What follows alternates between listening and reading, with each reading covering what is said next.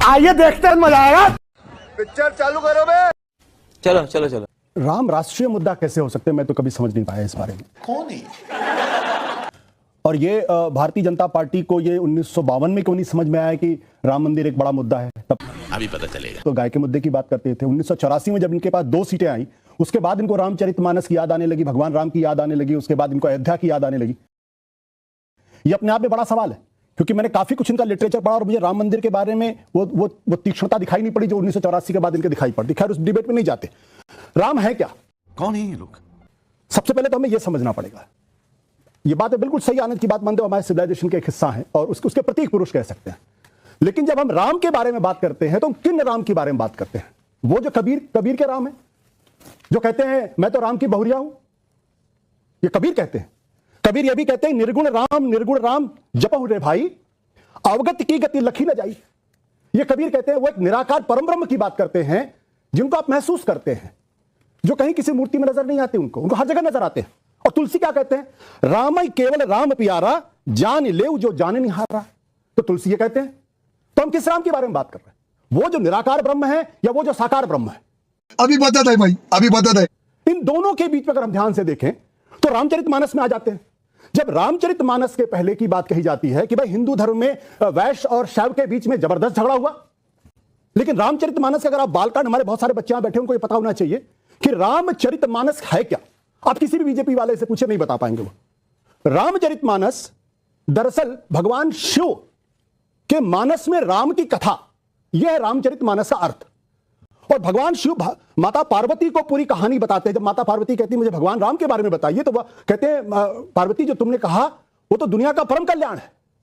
तो वो कहते हैं भगवान शिव पार्वती को राम की कथा कहते हैं, तो वो तो शैव और वैष्णव दोनों को जोड़ देते हैं, वहां से वो लड़ाई खत्म हो जाती।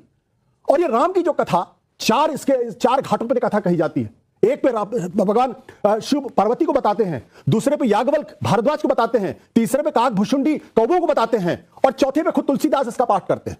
अब प्रश्न ये उठता है, जब राम ऐसे हैं कि जिनकी कथा खुद भगवान शिव कहते हैं, तो बीजेपी कहते हैं राम सिर्फ मेरे हैं, और जो कहेगा कि राम कबीर वाले हैं हम उनको नहीं मानते।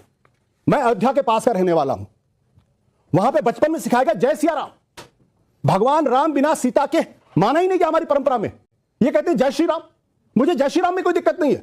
भगवान राम अगर भगवान है तो फिर इतिहास पुरुष कहना बंद कर दीजिए, क्योंकि जो पुरुष है, जो इंसान है, वो आदि है और अंत है उसमें। चलिए, बहुत बढ़िया। प्यारे बच्चों, जो कुछ करना था कर लो, अब्बू आ रहे हैं। देखिए, पहली बात तो ये हो गई कि भाई सब मानने को तैयार हो गए, नास्तिक भी मानने को तैयार हो गए।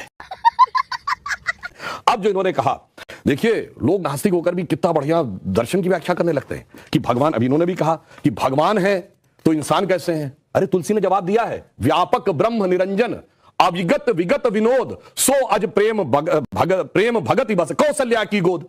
वो कहते हैं कि ये ब्रह्म है, अनादि है, परंतु भक्ति के कारण वह आपको दिखाई पड़ते हैं। जैसे सूर्य आपको दिखता है ऊपर, मगर आपको शीशे में रिफ्लेक्शन में देखता है। अगर शीशा साफ होगा तो आपको साफ साफ रिफ्लेक्शन सूर्य का दिखेगा, यानी वो उस रूप में आते हैं। और ये लोग बड़ी मजेदार बात करने लगते हैं कि साहब तुलसी के राम अलग है और उनके राम अलग है। तो तुलसी ने भी कहा सिया राम मैं सब जग जानी, करहूं प्रणाम जोर जुग पानी। तो कबीर ने कहा है दुल्हिन गाओ मंगल चार, हमरे घर आए रे राजा राम भरतार।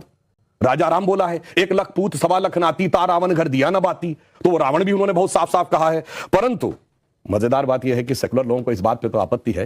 आनंद रंगनाथन जी ने अच्छा जवाब दिया कि मंदिर में पैसा नहीं लगा, मगर सेकुलर सरकार को हज सब्सिडी देनी चाहिए थी, उस पर किसी को आपत्ति नहीं थी। जबकि मुस्लिम अकीदे के अनुसार हज अपने पैसे से जाया जाता है, सरकार के पैसे से नहीं। मजे की बात, हमने कभी नहीं कहा हम मंदिर बनवाएंगे, हमने कहा मंदिर का मार्ग प्रशस्त करेंगे। मुलायम सिंह ने कहा मस्जिद बनवाएंगे, और इन्हीं के नेता वकील का चोला ओढ़कर हमने चुनाव से नहीं जोड़ा। याद करिए, बाबरी मस्जिद एक्शन कमेटी का वकील बनकर किसने कहा था 2019 के बाद इसको जजमेंट को ले जाइए, वरना इसका राजनीतिक लाभ मिलेगा। तो राजनीति करने का जो सारा का सारा वो बात है। और अंत में एक बात और कह दूं, क्यों आवश्यक है? इसलिए आवश्यक है, ये राम मंदिर बन के जानते क्या संदेश देगा? दुनिया का इतिहास भरा पड़ा है कि भाई भाई की गर्दन काट के गद्दी पे बैठा, बेटा बाप को मार के गद्दी पे बैठा। यह दुनिया को यह संदेश देगा कि एक ऐसा भी महापुरुष है, एक ऐसे भी भगवान है, एक ऐसी महान संस्कृति है जहां पिता के एक वचन के लिए संपूर्ण राज्य छोड़कर बेटा जंगल में चला जाता है। जहां जिसको राज मिलने वाला होता है वो खड़ाऊ रख के शासन करने लगता है, दूसरा भाई जंगल में चला जाता है। यह संदेश देगा। और मैं एक बात और कहना चाहता हूं, जो आपने कहा राम शब्द का अर्थ जानते क्या है? रम धातु से बना है, जैसे आपने हिंदी में और संस्कृत में शब्द सुना होगा रमणीक स्थान, रमता जोगी, यानी जिसमें चीज सेटल हो। राम शब्द का संस्कृत में अर्थ है रमन्ते इति रामः, अर्थात वह एलिमेंट जिसमें संपूर्ण संसार सेटल्ड है। और वो एलिमेंट का संघर्ष किससे है? दशानन से, 10 मुख वाले रावण से, उसकी 10 इंद्रियों की बहिर्मुखी पिपासा से। और राम उत्पन्न कैसे होंगे? राम के पिता क्या नाम है? दशरथ। तो 10 इंद्रियों को रखेंगे तब भगवान, तब डिवाइन एलिमेंट आपके अंदर उत्पन्न होगा, extrovert tendency of all the 10 senses को डिस्ट्रॉय करेगा और धर्म स्थापित होगा। जब ये कहने लगते हैं ये राम वो राम, तो मुझे जानते क्या नजर आता है? वही बच्चों को एलिमेंट्री पढ़ाया जाता है 1 2 3, फिर आगे जाके वो फ्यूचर में एमएससी मैथमेटिक्स भी करता है, बैलिस्टिक इक्वेशन भी बताता है। पर ये कहेंगे नहीं वो बैलिस्टिक इक्वेशन है तो फिर तो 1 2 नहीं पढ़ाना चाहिए, क्योंकि वो तो अलग है। मैं पहले भी उदाहरण दे चुका हूं।